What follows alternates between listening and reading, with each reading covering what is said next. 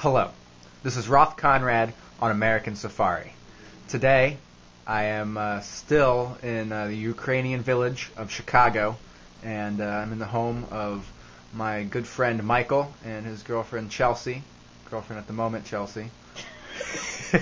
and we are in. This is Chelsea Goodwin. She's an artist. Here we go. Chelsea, how are you doing today? Good. How are you? I'm good.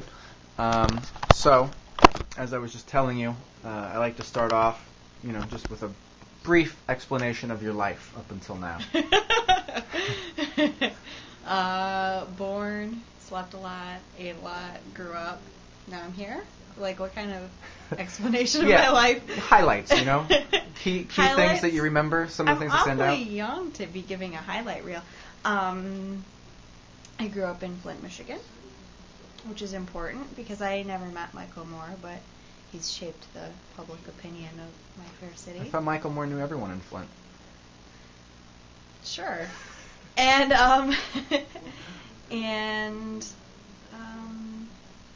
I briefly lived in Florida, and now I live in Chicago. And my stuff has been here for 2 years, and I feel like I've lived here for probably 1. Okay. So, grew up. How about describe Flint for us then? Well, basically everybody who grows up in the little surrounding suburbs of Flint say they grew up in Flint. But I technically grew up in Davison, where technically Michael Moore is from as well. And it's a really quaint little town where schools are basically the only thing that exists there, and there are a couple really cool grocery stores to get your basic supplies, and there are a lot of fields and farms and soccer teams. It's idyllic. Did you play soccer? No. All right. Did you get into arts in high school or in middle school, or how did you get into? Yeah, somebody asked me that before, and I don't know, it was a class in high school. I guess I had some special attention from my teacher, Ms. Blagg, whose name is Lee Wright now.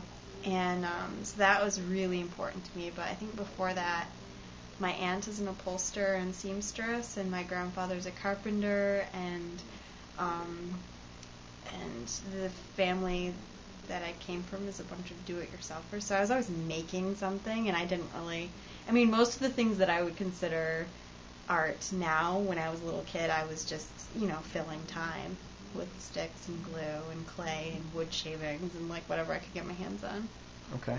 Mm-hmm. So, I don't know, 10th grade, 11th grade, the pressure starts to come on, what are you going to go to college? What are you going to do after you graduate? This and that.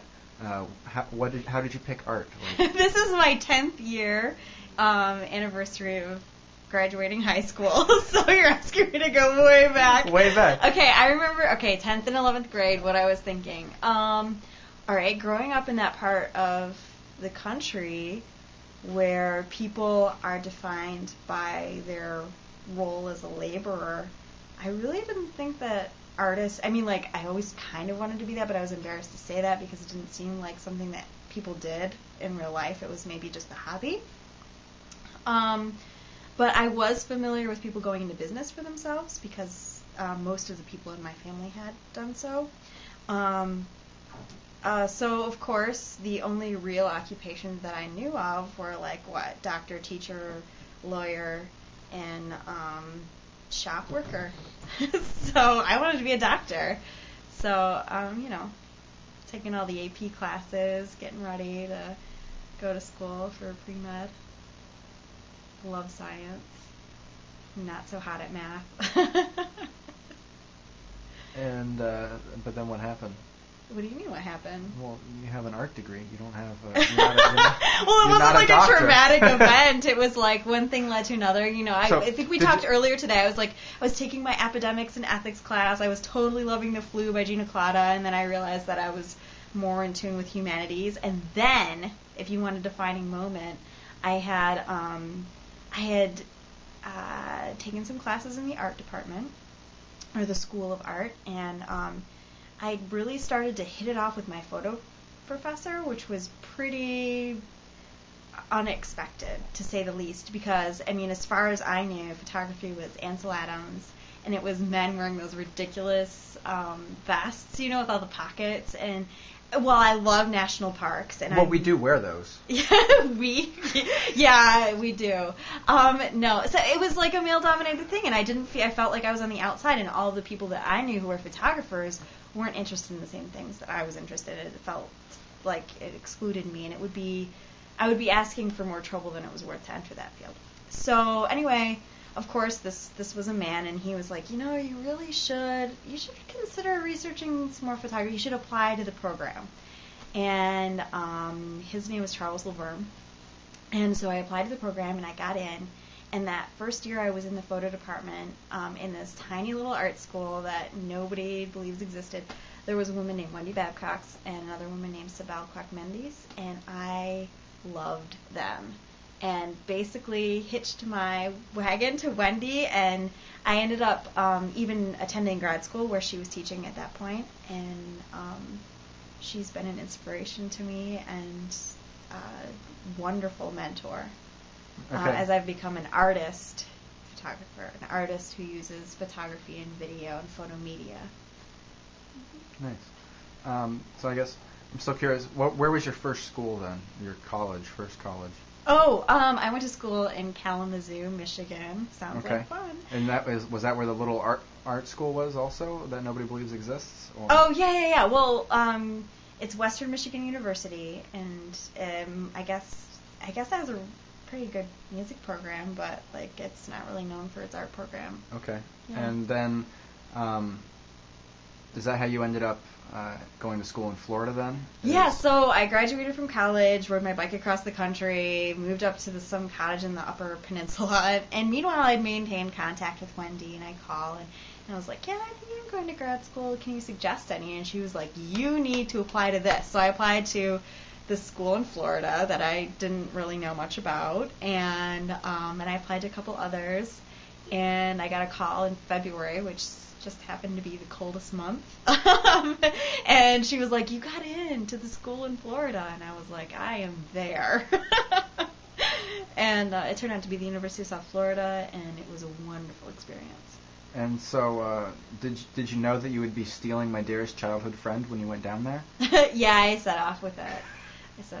I was like, who can I take back with me to the cold, cold north? Okay. Well, how about stories from your bike adventure? I want to talk about that. You said that you did a bike adventure in between getting your degree and before earning your master's degree. Yeah. You rode your bike. I didn't know what I was doing after school because, like, once again, art really wasn't a viable career option where I grew up and in the Academy of Michigan, which is kind of failing. So because I didn't know what I was doing, and I was kind of distraught over the whole 9/11 thing and the war and the media, and I was like, I don't even know where to begin. So I thought that what I would do was just get on my bike and ride, and I'd toyed around with those like romantic notions of exploring the West and finding new perspective based on being in a new place. And, the first thing that groups of people come up to is, oh, you should ride a train. And, I didn't want to be cliche. And I really just wanted to work really hard at something every day that would get me somewhere tangible, because I kind of knew that I'd be spinning my wheels for a while. Like sometimes I think people in our generation know that they have to just put in time. Like their parents and their elders don't really respect the amount of work that kids are ready to do and want to have responsibility doing.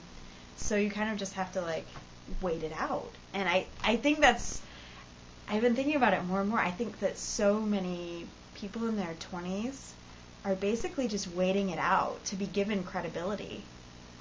And that's a good way of explaining it. Yeah, well, so like what better way to earn credibility than to work really hard on this one tangible thing? And the most immediate thing I could think of was like, okay, let's just go until the land ends, and let's do it ourselves under our own power. And walking seemed too slow, and I don't even like riding a bicycle, so I don't even know how I came up with that, but biking seemed doable, and I think it was like the beginning of the big bike culture that's happening right now.